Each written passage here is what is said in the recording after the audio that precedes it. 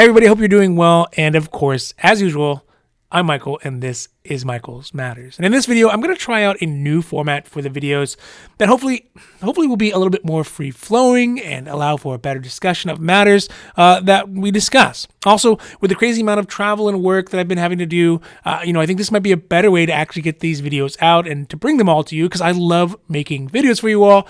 Sometimes it's really difficult to get in front of the camera for a long enough time to do it. So, I want to make sure that these videos are helpful and useful, or at least interesting, and I want to bring them out to you. So we're going to try this new format and see how that goes. Now, today on Michael's Matters, I'm going to discuss something that has been really starting to come up more and more over the last couple of years, which is kind of, I guess, what you would call an alternative to the traditional retirement, quote unquote, retirement style of life. Because, usually you think about retirement as basically a downsizing of your expenses, things like your houses or your cars or your lifestyle. And you slow down at work as well and start sort of relying on savings and pensions or anything you have put aside for your retirement so that you can enjoy the additional time and the fruits of your labor of all those hard years of working. But that being said, with the cost of basically everything going up, things like housing, healthcare, and food, and much, much more, a lot of folks seem to be really looking for alternative ways for their retirement rather than just like get the condo at the 55 plus community and, eating dinner at 4 o'clock. So today I want to talk a bit about one couple who's choosing to sell their house and all their worldly possessions and live out their entire retirement on nothing but cruise ships. Sounds pretty good, right? At least at first. But, on second thought, when you get a second glance, it's not too hard to see that this may result in some unforeseen problems. No doubt this is very creative, and I want to hear what you all have to think as well about whether this is something that you would even consider or not, or whether you think it's a good idea or not. But for these folks, it seems like a way they're going to maximize their retirement budget and also get to do the things that they actually want to do and sidestep kind of all the hullabaloo of the expensive ways that we are told retirement should be, but doesn't actually have to be. Now, of course, this is Michael's Matters, and before we get to it, please don't forget to like and subscribe. And that way you can get updates when my newest and most informative videos become available. So what brought this up was this interesting article that I read from the Washington Post, which is talking about a couple who realized that with the current cost of housing and things like entertainment and food and just, I guess, the overall cost of living in the U.S. right now, it'd actually be cheaper and really more fulfilling for them to retire, to sell their house, and instead of moving to, like a smaller house, well, they'd basically move on to cruise ships for the entirety of their retirement, which I gotta give them credit is a pretty interesting thought and a bit crazy. I mean, even to think about trying.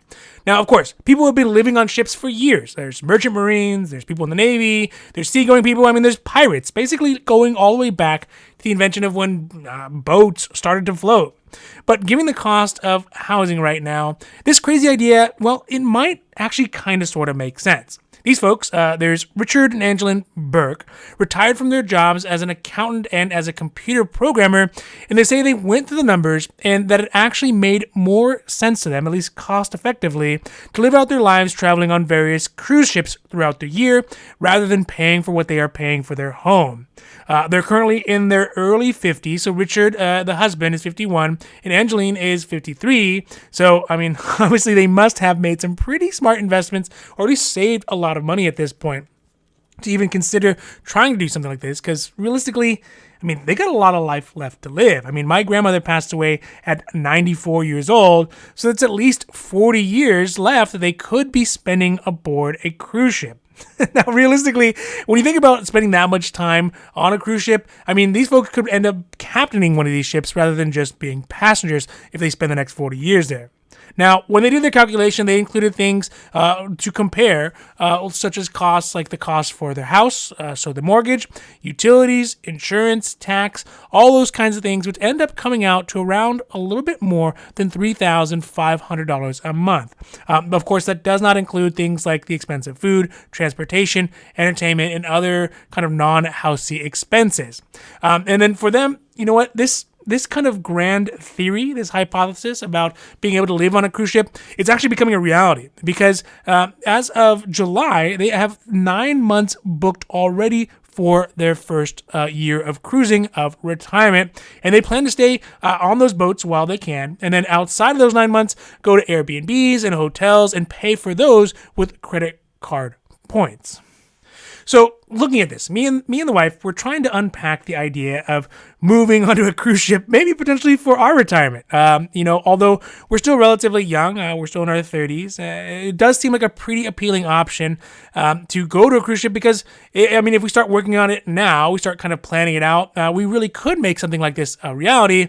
But of course, by the time we retire, if we ever get a chance to retire, we'll probably be doing space cruises instead. But, right now, let's just restrict ourselves to the 7 Seas. Now, there are some pretty obvious advantages to a retirement like this. First, it would be that it seems to be more affordable than living on land, more affordable than living in a house where, you never really own the house, and you're, especially here in California and other parts of the country, you're going to pay a lot of money in tax even once the house is paid off. So you're always going to be paying some sort of housing cost, even if you already paid off your house. Additionally, you get to travel the world on these cruise ships. So you get to see exotic places and you get to dance the night away under the starlit ocean with one's wife. What's not to like about that? The fact that everything is fully paid also is pretty nice, I guess, depending on which cruise you go to. So it does make your budget more stable, at least for those times where you're on the ship, so you can kind of be predictable about that. And if you have other things like retirements, dividends, Social Security, and other sorts of incomes, other sorts of savings, that could definitely cover the cost of living on a boat like this, of a floating lifestyle. Now, of course, looking at these advantages, this seems to be like one of those things that is a great idea on paper, in ideal situations. But, after you get past that face value licentiousness of this, you don't really have to look too far to point out the really poignant disadvantages, the big pitfalls and possible disasters of a lifestyle on a cruise ship, even if everything does go according to plan. Again, even in ideal situations, this is a very risky move when you're looking at a time span of 40 years and essentially betting your fiscal security on this cruise ship industry staying the same way that it is right now. So let's talk about some of the disadvantages that could come up with a floating lifestyle. So the first and really the easiest one to think about is that cruise ships, well, they sink, right? Although there were probably not many people on the Titanic who were planning to retire at sea, they also didn't expect that their unsinkable ship would ever stand a chance of hitting the sea floor, but it did. Even in modern times, these things sink. Like in the last couple of years, there was that cruise ship in Italy, the Costa Cordia, that sank. And the captain, he didn't go down with the ship, but rather he was the first one off the ship. So, if they're willing to abandon the women and the children first, I doubt they're going to make way for the friendly retiree couples that they met on the sun deck. Or also, there have been a number of ships where the power has gone out and all their toilets and bathrooms and AC all cut out, and people were stuck on the ships and they were getting sick and there's rotten air and oppressive heat and all those things like that. And then even more recently, during the pandemic, there were ships who people got quarantined on because there was an outbreak on the ship, and they got stuck on those ships for basically an undefinable amount of time. So those are all things that you would definitely have to consider, are problems that the ship could actually have. Those are some pretty scary situations that, these plans for Richard and Angeline don't really account for. And, it doesn't show up in the sunny, glowy picture that they're painting on it. Even recently on a ship from Carnival Cruise this month, there were outbreaks of the pandemic on board. So these ships, they can basically become the equivalent of a floating smallpox blanket, especially in these kind of pandemic times. So even assuming the ships you are on, say they stay afloat, there are some real other disadvantage financially that could come up in the time frame of 40 years. One is that when you have a house, the cost for your house is pretty much predictable. You can plan for the mortgage, that is if you have one. You can plan for the tax or the increased tax, the cost of utilities, and those kinds of things to some degree, a pretty high degree. But when it comes to the cost of cruises, you can't. You have no idea what the cost for things like fuel, labor, or even market fluctuations of things like supply and demand of these things are going to be for the next 40 years. And that can really affect the cost that you're paying for your cruise ship ticket. So, I mean, heck, even if a CEO of Princess Cruise Lines, he said, hey, you know what, I want to pad my golden parachute. If you're buying a ticket to that cruise line, you're going to be liable for a portion of those costs. It comes out of the ticket cost. And those costs, they may outpace whatever rate of return these folks are getting from their retirements or their investments or their savings. And again, all these things are totally unpredictable. And, if they do happen or any combination of them happen, it could damage the long-term plan for somebody's retirement. Now, the next big problem that is actually foreseeable is that cruise ship life, it cannot be a permanent endeavor. Let's face it, we are all getting older, and getting older requires additional maintenance, whether it's people or muscle cars or marriages for that matter.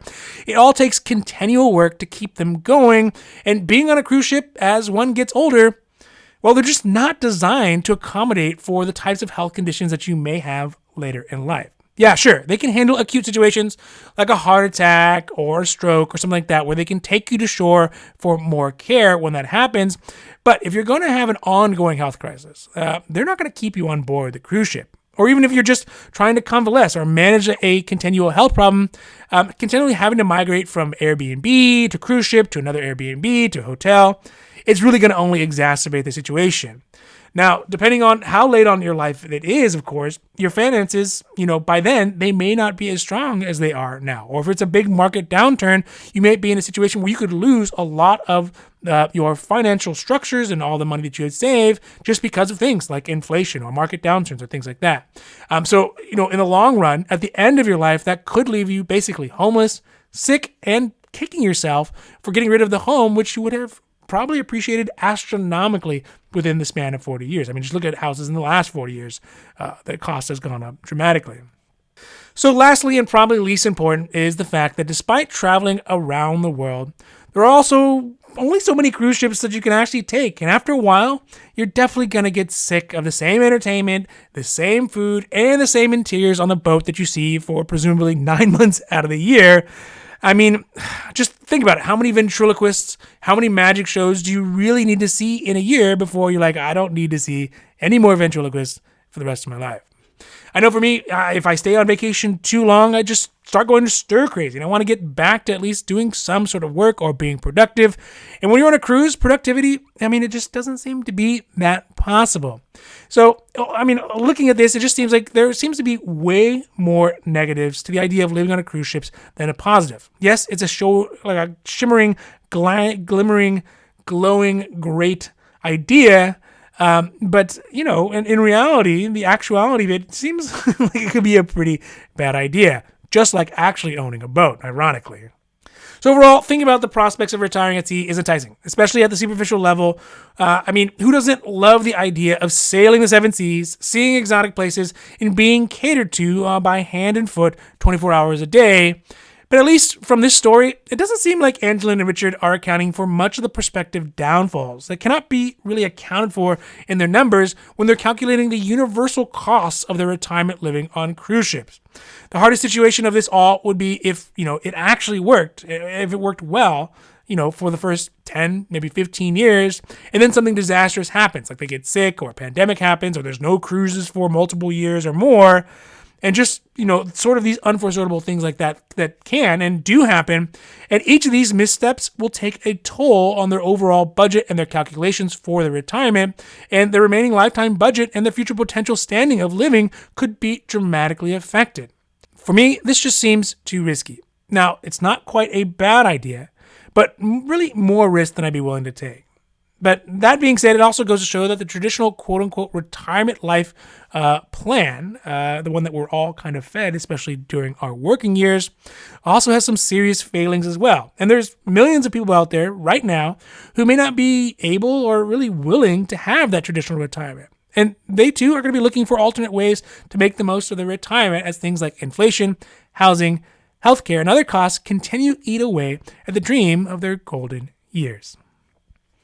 Now, this has been Michael's Matters, and I hope that you found this video interesting, helpful, or at least useful. And if you did, please don't forget to like and subscribe.